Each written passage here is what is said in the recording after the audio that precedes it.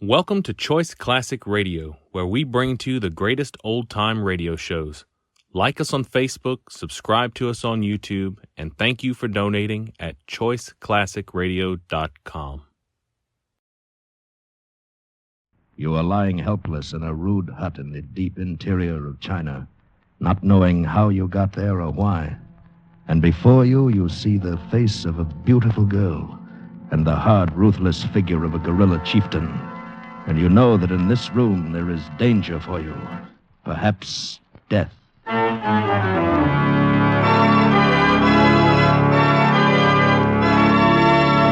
We offer you Escape, transcribed to free you from the four walls of today for a half hour of high adventure. Today we escape to China and the story of a man who lost his memory and almost his life. As James Norman told it in his fascinating story, He Who Rides the Tiger.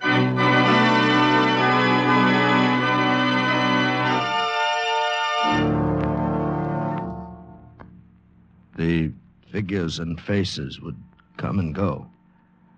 Sometimes I seemed to be floating along with them through endless space, but more often I could feel myself lying on a hard bed and watching, not moving, with sick and fevered eyes. There was a big man with brown skin and close-cropped hair, and an older man with a white coat. But best of all was the girl, a beautiful girl. Usually her face would dissolve into a great lotus flower that would hang for a moment in the air and then float slowly beyond reach of my thoughts and disappear. Part of this was a dream, of course, and part reality, but I was unable to separate one from the other.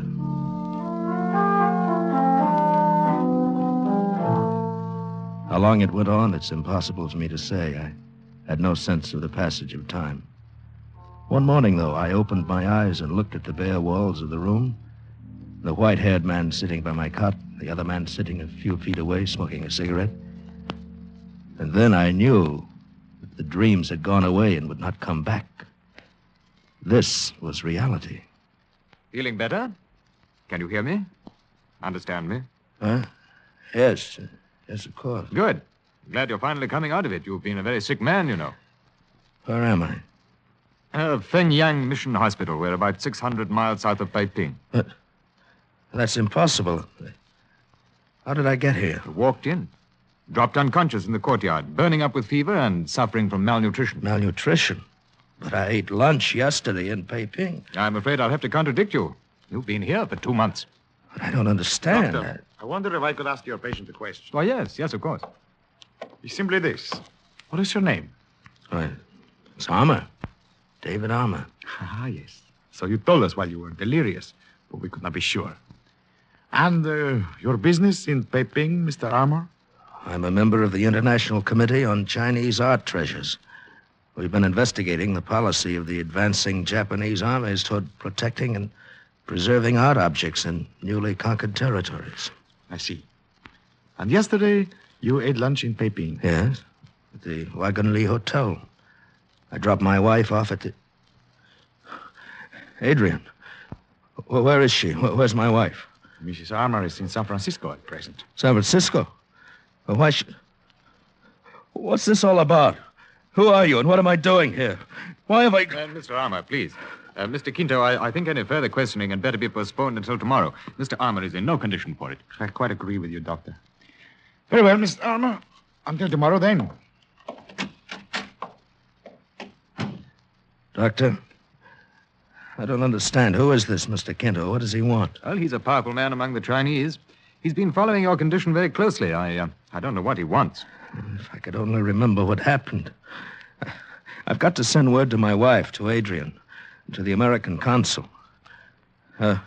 My wallet, my passport and papers. Do you have them? Oh, Mr. Armour, when you arrived here, you were wearing a cast-off uniform of the Japanese Army. What? You had no papers or identification. There was nothing in your pockets except this. I haven't told Mr. Quinto about it. Right. It's a little porcelain figurine. A rabbit. Yes, a rabbit. Does it mean anything to you? No, I never saw it before in my life. That's too bad. I was hoping it might help you remember. The last thing I remember is that lunch in Peiping. Seems like yesterday, and yet you told me it was 2 months ago. Oh, no. I said that you came here 2 months ago. What was the date of that luncheon, Mr. Armour? It was September 23rd. Yes. Of what year? 1941, of course. What do you mean? What are you driving at? Well, Mr. Armour, apparently the last thing you remember is a lunch that you had in Peiping nearly 8 years ago.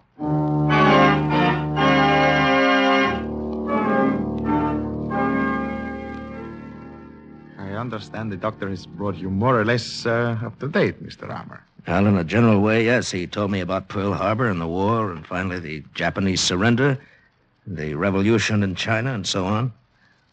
Hasn't helped any as far as my memory is concerned, though. It's too bad. Let me extend that memory by about 20 minutes. What do you mean? On September 23rd, 1941, you ate lunch at the Wagon Lee Hotel in Peiping with a Mr. Ficking, the Far East correspondent for an American newspaper. Yes, I know that. You left the hotel with Mr. Ficking and engaged a rickshaw, naturally. 2 blocks away, it was bumped by a Japanese army truck and overturned. You were thrown out and struck your head on the curbing. But I don't Your understand. companion became embroiled in an argument with the truck driver, and a crowd gathered. And when the affair quieted down, you had disappeared. From that time until your appearance here at Fengyang 2 months ago, your whereabouts are unknown. But how did you find out about this? That is unimportant. I am concerned with what you did after that. A war was being fought in China. The whole country was under martial law by one side or the other. Yet, I can find no record of you anywhere. What are you getting at? You were not with the American or Chinese armies, and neither the Japanese army nor the puppet government lists you as a war prisoner. You were not with the Chinese guerrillas. I was one of their leaders. I would have known about that. So, what were you doing, Mr. Armour? Collaborating, perhaps? With the Japanese? There would be no listing of your name in that case. They destroyed all such records before the surrender. And you were wearing a Japanese uniform when you came here. You're out of your mind. Then suppose you tell me what you were doing. I can't tell you. I don't remember. What do you want, anyway? What brought you into this? 2 simple words that mean $1 million. Huh? Even when they are whispered by a man in delirium. Tang bronzes. Tang bronzes? You've heard of them? Yes, of course. The only 2 pieces in existence are in the Buckingham Palace collection in London. But what have they got to do? No, not those, Mr. Armour. I'm referring to the 4 Tang bronzes that are in existence in China. Well, they've been lost for centuries. Oh, no. A few Chinese in every generation have always known where they were. We were forced to move them for safekeeping several times during the war. The last time was a few days before the surrender. My men in charge of the job were ambushed and murdered, and the bronzes were stolen. By whom I've not been able to discover. Are you implying that I learned they were being taken to Shanghai. I traced them past Nanking and lost the trail. But they did not reach Shanghai, of that I'm certain. So? Why do I come in? Well, from things you have said in delirium, I believe you have seen and touched those bronzes. Perhaps even you know where they are, if you could remember. I want them back. You want your memory back. It's not good to lose 8 years with no accounting for one's actions. Just what are you suggesting? I suggest that I settle all suspicion by a public statement that you are a member, incognito, of my guerrilla forces during the entire war. Then the 2 of us will start from Shanghai and work toward Nanking, hoping that some scene or association may serve as a key to unlock your memory. When that happens, we both have what we want. I see. Well, there's only one thing wrong with it. I'm not going to do it. Too bad. What are your plans, then, Mr. Armour? The doctor says I'll be able to travel by the end of the week. I'm going to take a train to Shanghai and hop the first plane out to San Francisco. I'm afraid you're making a serious mistake. But, of course, it's every man's privilege. At least, I hope you'll carry this with you on your trip. Pistol? What for? Because somewhere there is a person who may not stop at anything to make sure you do not regain your memory at some inconvenient moment. Had you forgotten about that, Mr. Armour?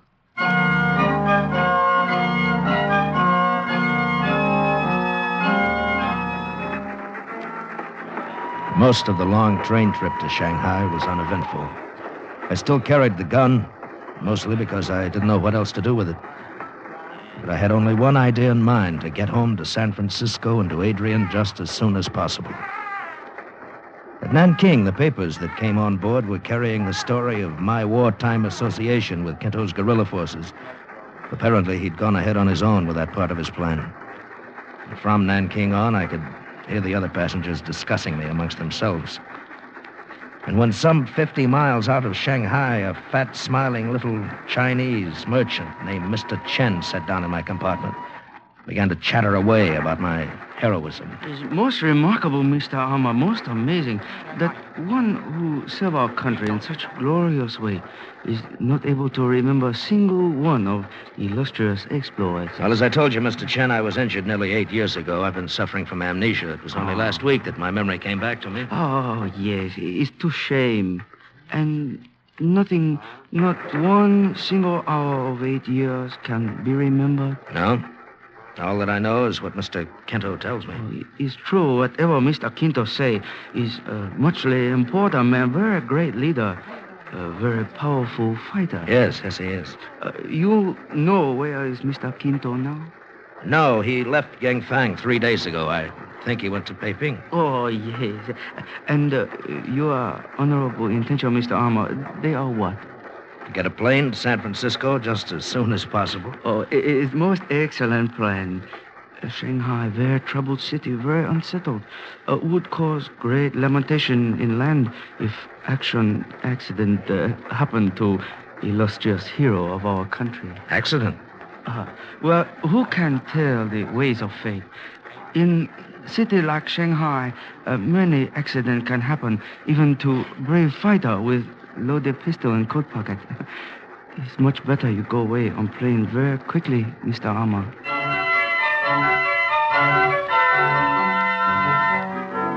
In Shanghai, I took a taxi to the Cathay Hotel.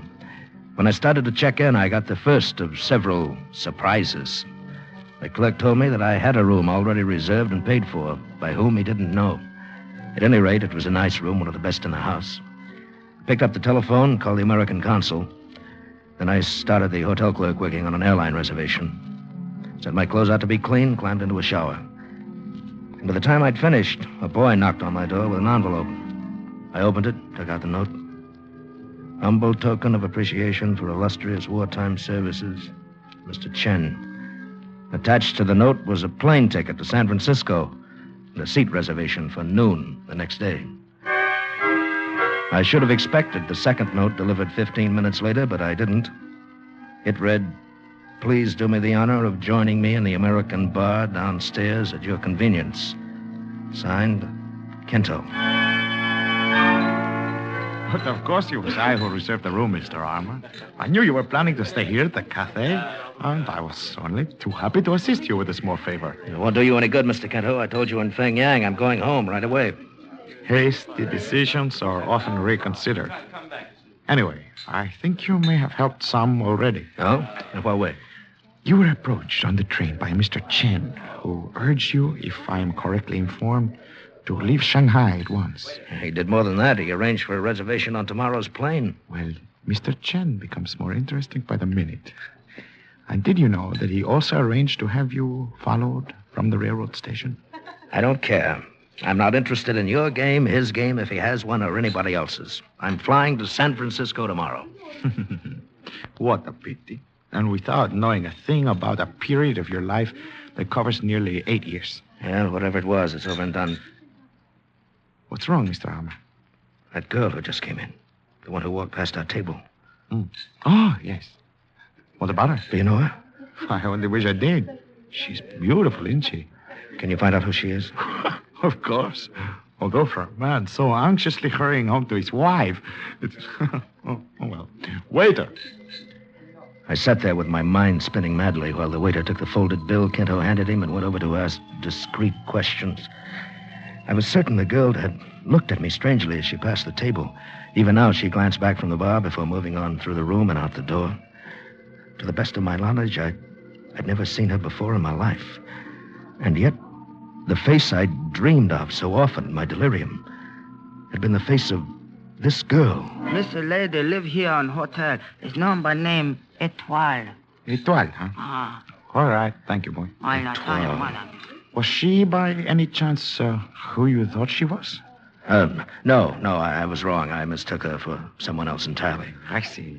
Merely a case of mistaken identity. Yes. That's very interesting. In view of this note, What? the waiter slipped this into my hand when he came back. It's addressed to Mr. Armour, so it isn't mine. But I don't... Why not open it and read it? Now, I, for one, am quite interested in finding out what a complete stranger has to say to you. While Kento stared at me thoughtfully through the smoke from his cigarette, I unfolded the paper and read the hastily written lines. And then crumpled it and thrust it into my pocket without showing it to him. The words danced in my brain. My dearest David, why would you not speak to me when I came to your table? Have you forgotten me? Do the 6 years we spent together mean nothing to you? Please come to me at once. As always, your adoring wife, Etoile.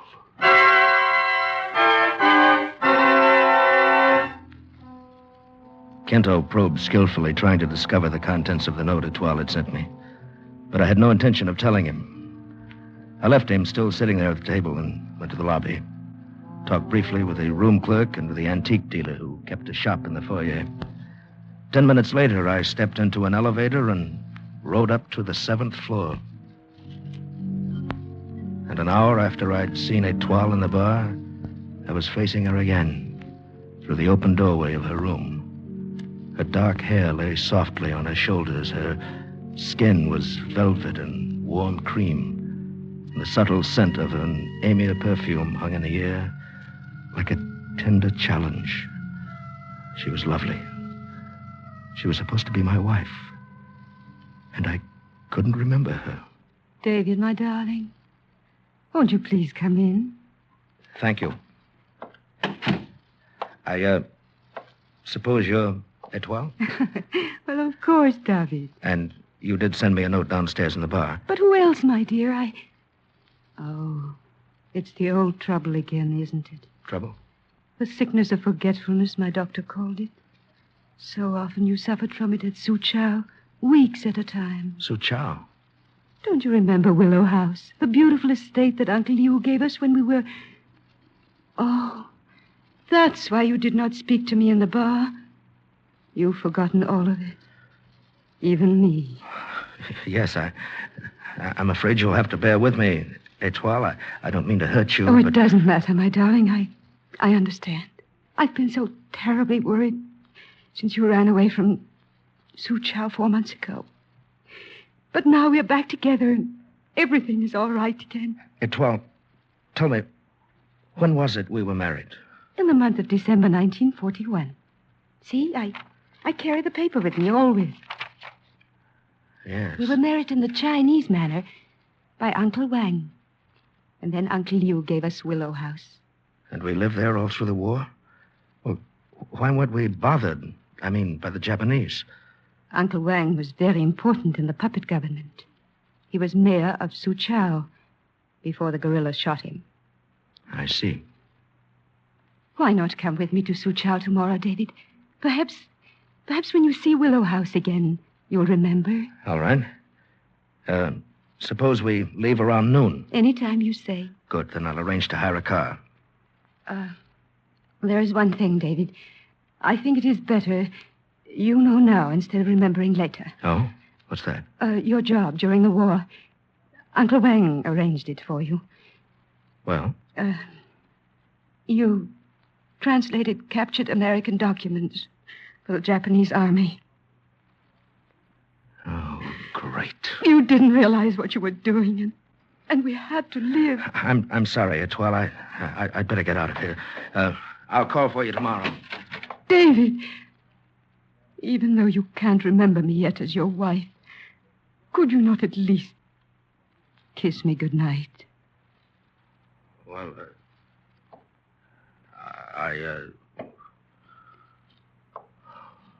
of course. David. Until noon tomorrow, darling. Good night. Early the next morning, I climbed into a hired car and headed out of Shanghai. Etoile was not with me. I had to face this for the first time alone. I felt I was heading into a showdown. Etoile's story was backed up by something else I'd learned the night before. The antique dealer at the hotel had told me he wasn't sure of the significance of the little porcelain rabbit the doctor at Fengyang had turned over to me, but he was certain that it had come from Suzhou.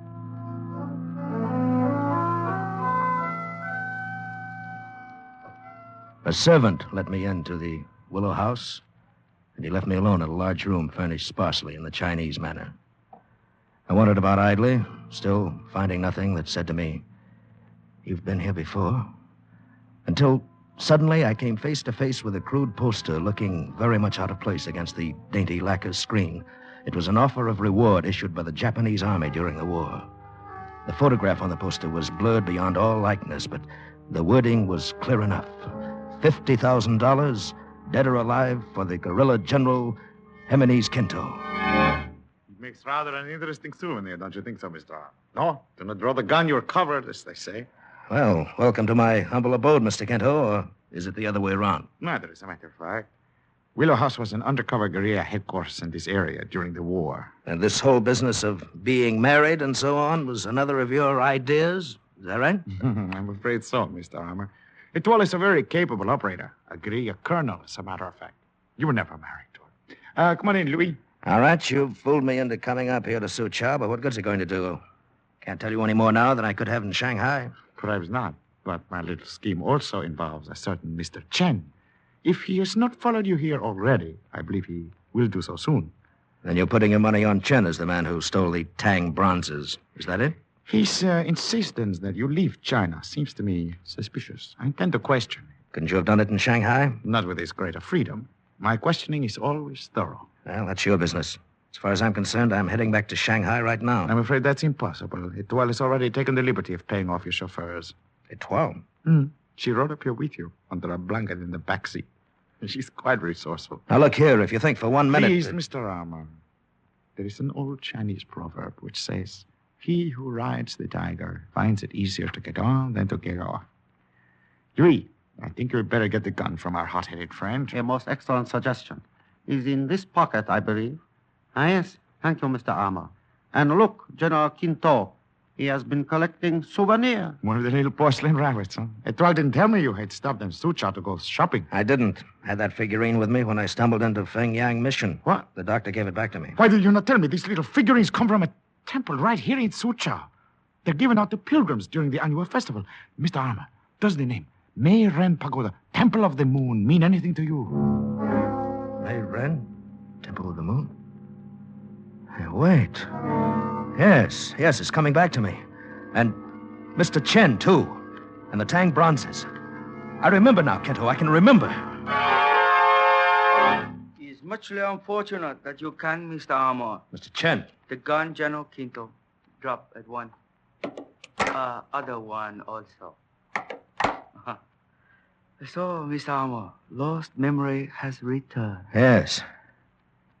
Yes, I only saw you a few times during the 7 years. That's why I didn't recognize you. You were the abbot in the Temple of the Moon. After previous abbot was disposed of early in 1942, temple served as excellent headquarters for operation of this lonely one. Also, a very amusing location being so near to your headquarters, General Quinto. And to understand that you were a collaborator. Quite so.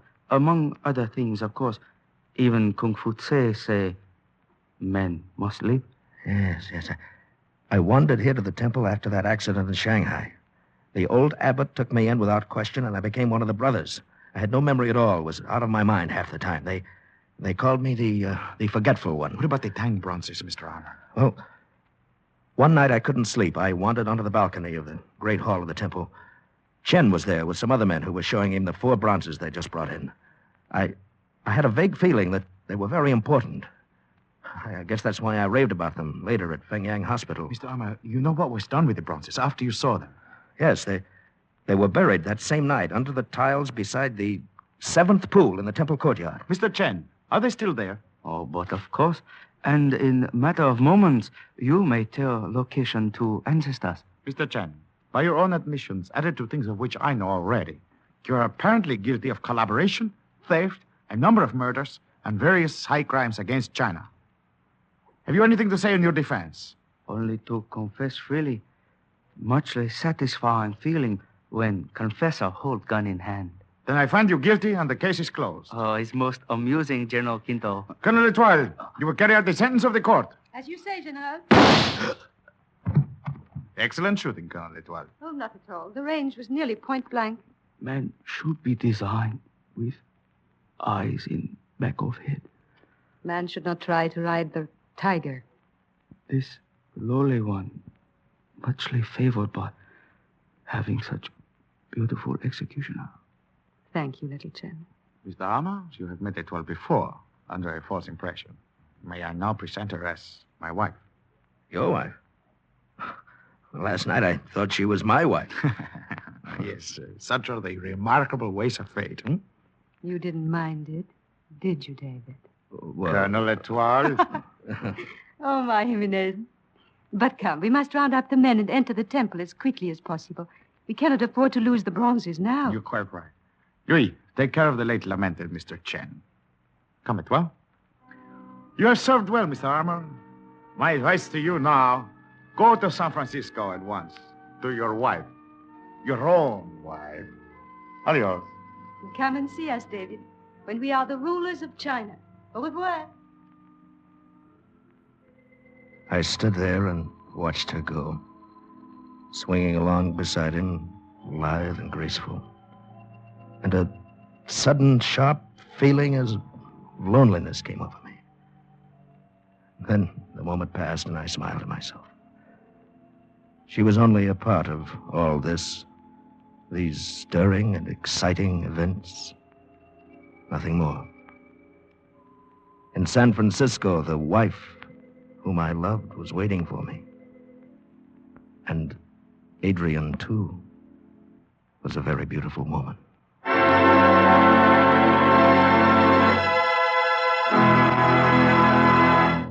Escape is produced and directed by Norman MacDonald.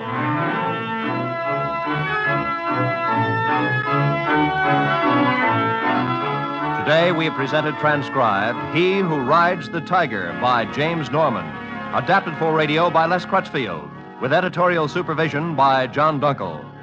Starred as David Armour was Bill Conrad, with Barry Kroger as General Quinto. Featured in the cast were Maria Palmer, Jack Crucian, Ben Wright, and Edgar Barrier.